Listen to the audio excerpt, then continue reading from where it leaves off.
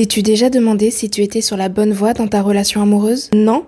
Alors reste là, je te donne aujourd'hui 4 points pour savoir si tu vis une relation saine. Et en attendant, générique.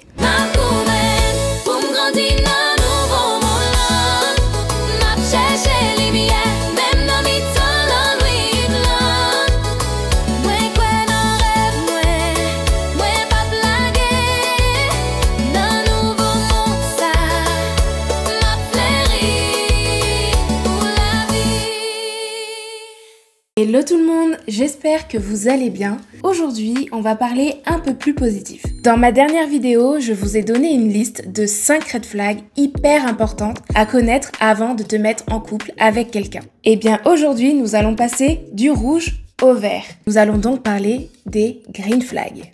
Et on va pas se mentir, heureusement qu'il y a des mecs bien sur cette terre.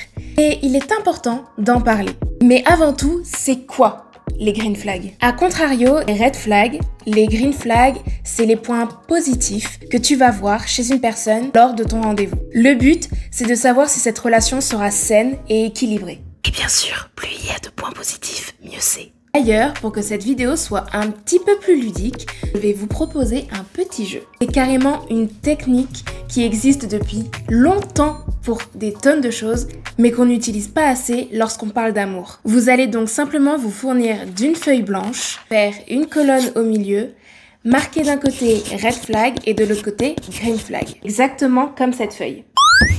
Donc le but est simple, plus tu as de vert, mieux c'est, plus tu as de rouge, bah, quitte-le.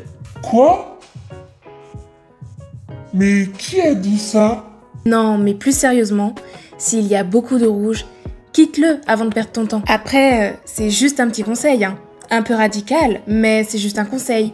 À toi de prendre ou pas prendre, comme tu veux. Donc maintenant que je vous ai laissé le temps de faire votre petite fiche, de vous asseoir tranquillement et d'écouter ce que j'ai à vous dire, je t'invite à liker, t'abonner et surtout activer la petite cloche pour ne pas louper les prochaines vidéos. Sachez qu'on se retrouve toutes les semaines et c'est trop cool. Maintenant, c'est parti, je vous donne les 4 green flags très importantes à mon sens. Premier green flag, qu'il soit à l'écoute. Je me souviens qu'avec mon copain, dès le premier rendez-vous, ça a été ça. J'ai senti dès le début qu'il n'était pas là que pour parler de lui, qu'il avait envie d'apprendre à me connaître, qu'il avait envie de m'écouter, qu'il avait tout simplement envie d'échanger avec moi. Et ça, c'était génial. J'ai bien senti rapidement que je pouvais être moi-même et que je ne serais pas jugée sur ce que j'allais dire ou comment j'allais me comporter. Et ça, vraiment, je trouve que c'est hyper important. Parce que si vous avez vu la dernière vidéo, je vous ai parlé d'une situation comme ça où je n'avais pas eu vraiment l'occasion de pouvoir en placer une. Et c'était fatigant. Là, en tout cas, ce n'était vraiment pas le cas et c'était incroyable. Donc vraiment, quand t'as quelqu'un en face de toi qui t'écoute, qui discute avec toi, qui échange, vraiment, ça te remplit de bonheur. Je ne sais pas comment expliquer cette sensation, ça te remplit de bonheur. Et c'est vraiment un signe qu'en face de toi, tu as quelqu'un qui est là pour construire quelque chose, quelqu'un qui est là pour échanger avec toi. Et ça, c'est genre l'un des meilleurs green flags qu'il peut y avoir sur cette planète. Deuxième green flag, qu'il soit clair dans ses intentions. Donc là, attention, on ne juge pas du tout le fait de vouloir une relation sérieuse ou une relation un peu plus volage, parce qu'en réalité, on s'en fout. Le plus important, c'est que la personne en face de toi, elle sache ce qu'elle veut. Et surtout, qu'elle respecte aussi ce que vous voulez. Parce que ça, j'ai rencontré beaucoup de mecs comme ça.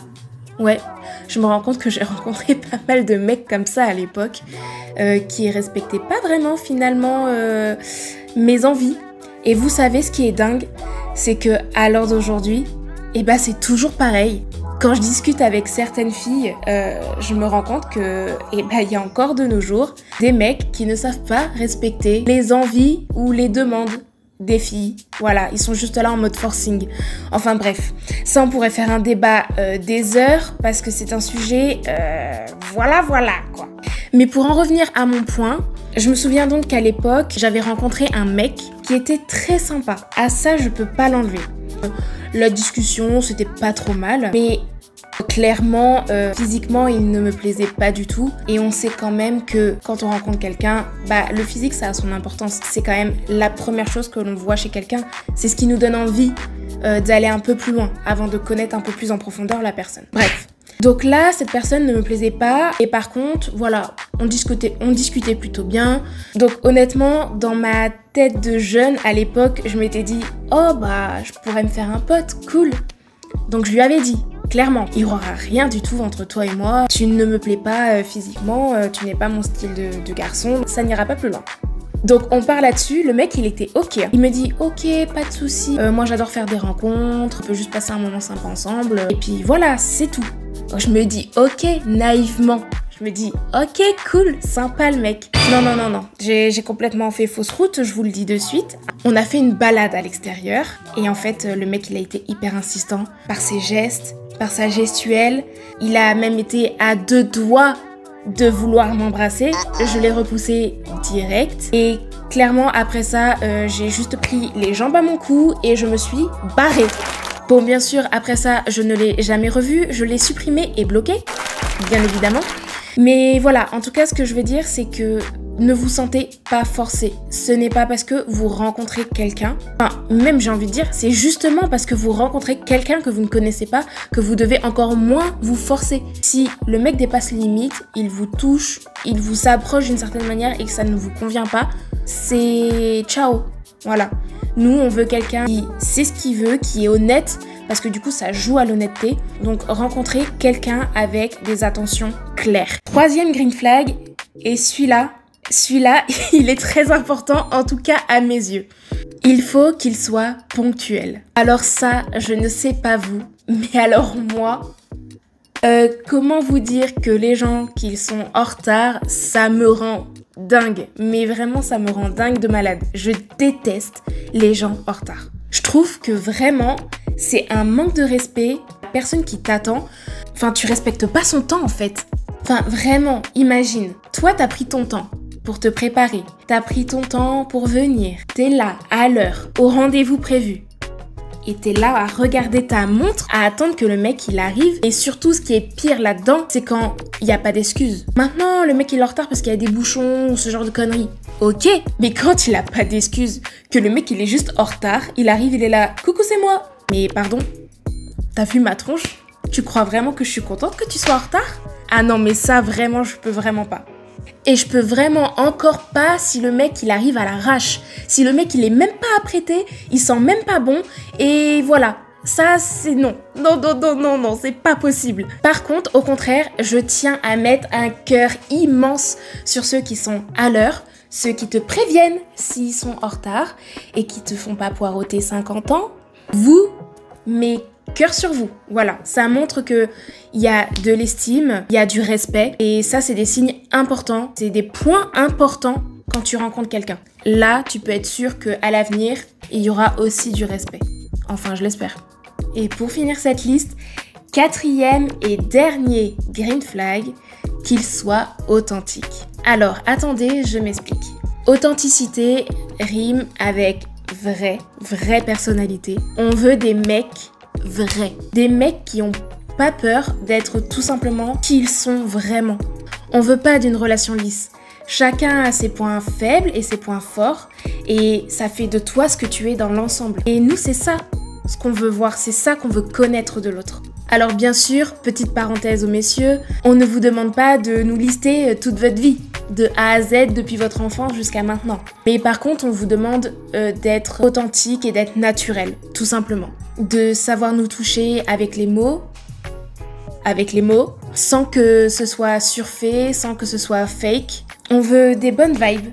Ce point-là, il est très important parce que ça va vous permettre de savoir si sa personnalité peut coller avec la vôtre. Et bien sûr, en actionnant tous ces autres points. Donc, mesdames, si vous sentez que lors de ce rendez-vous, le mec, il est un peu filou, hein, il n'est pas droit dans ses baskets, si votre instinct vous crie alerte, fuyez.